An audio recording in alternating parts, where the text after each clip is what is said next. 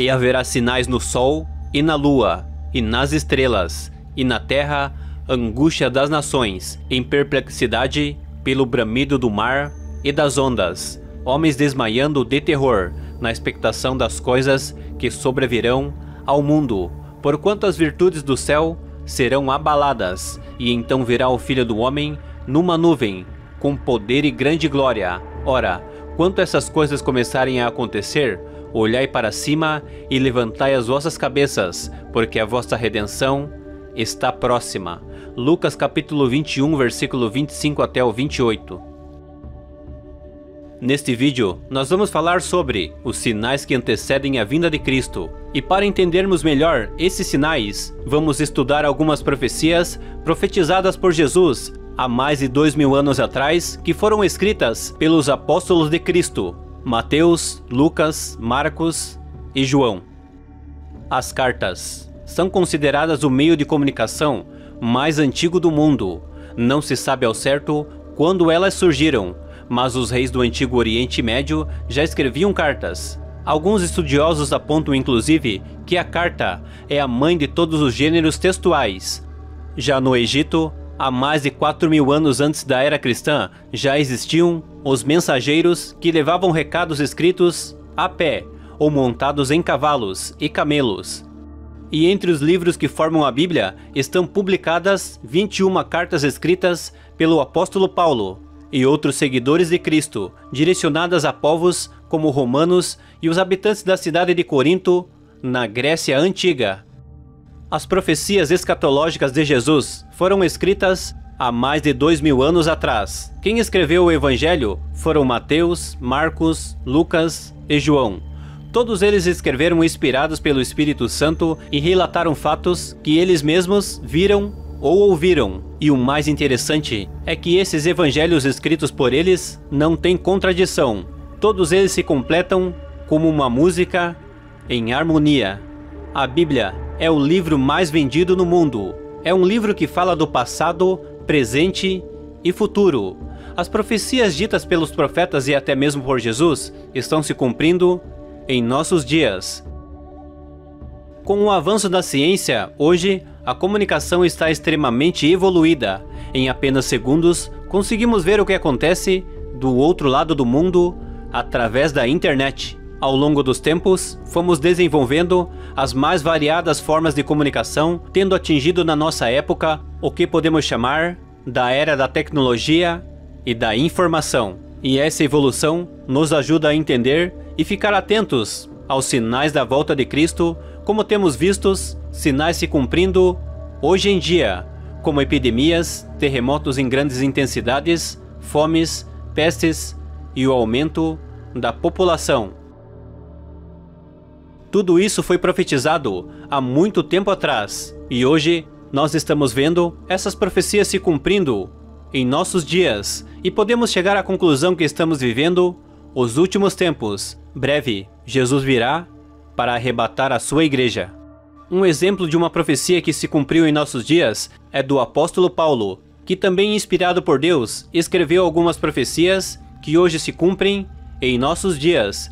Em 2 Timóteo capítulo 3, versículo 1 até o 5, diz assim: Sabe, porém, isto, que nos últimos dias sobrevirão tempos trabalhosos, porque haverá homens amantes de si mesmos, avarentos, presunçosos, soberbos, blasfemos, desobedientes a pais e mães, ingratos e profanos, sem afeto natural, irreconciliáveis, caluniadores, incontinentes, cruéis, sem amor para com os bons, traidores, obstinados, orgulhosos, mais amigos dos deleites do que amigos de Deus, tendo aparência de piedade, mas negando a eficácia dela.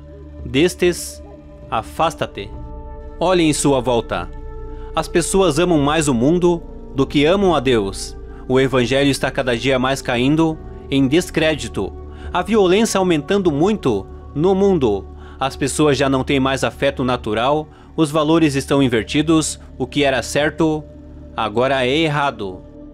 O mundo caminha às cegas para o abismo. E muitas pessoas nem se dão conta que estão sendo enganadas pelo inimigo. Porque a Bíblia diz que o Deus desse século cegou o entendimento dos incrédulos para que não lhe resplandeça a luz do Evangelho. Note bem que o D deste versículo é um D com D minúsculo, o que representa Satanás, que tem enganado muitas pessoas, levando-as ao abismo profundo.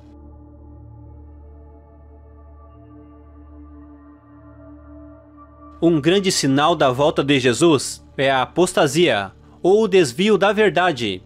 A igreja de antigamente era vista como um organismo ou corpo de Cristo, e hoje ela é vista como uma organização ou empresa, onde o interesse maior é o dinheiro. Mas ainda existe uma pequena parte que ainda não se contaminou e permanece fiel. São os remanescentes fiéis. São exatamente esses que Jesus vem buscar para morar com Ele na glória. Em momentos tão graves como esse, é necessário que a Igreja de Cristo se levante e anuncie que Jesus Cristo está voltando. Os pregadores de hoje em dia têm esquecido de pregar sobre a volta de Cristo. Muitos querem pregar para impressionar, muitos querem pregar para receber, muitos querem pregar para mostrar que têm conhecimento ou eloquência. Estão buscando as melhores posições e as almas estão gemendo e chorando, buscando uma palavra de conforto para o coração.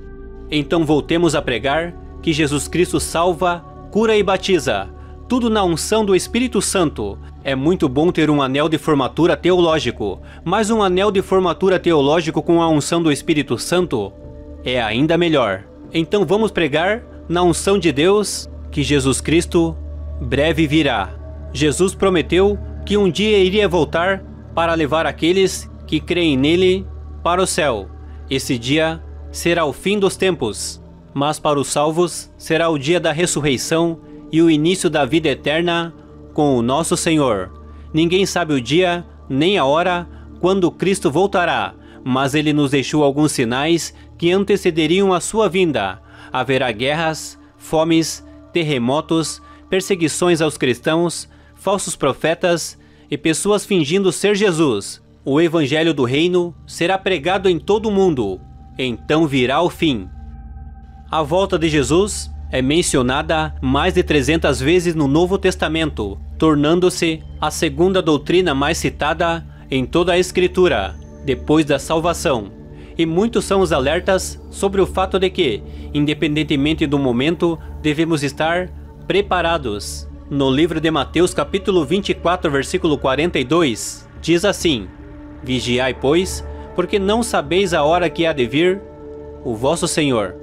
Realmente não podemos precisar a hora e o momento em que Jesus aparecerá no céu, mas podemos ver que os sinais estão se cumprindo. Podemos ver que a volta de Cristo é iminente e devemos estar preparados para não ser pegos de surpresa quando Jesus voltar.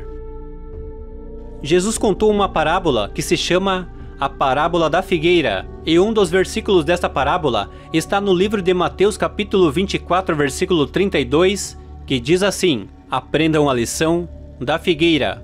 Quando seus ramos se tornam tenros e brotam folhas, sabei que está próximo o verão.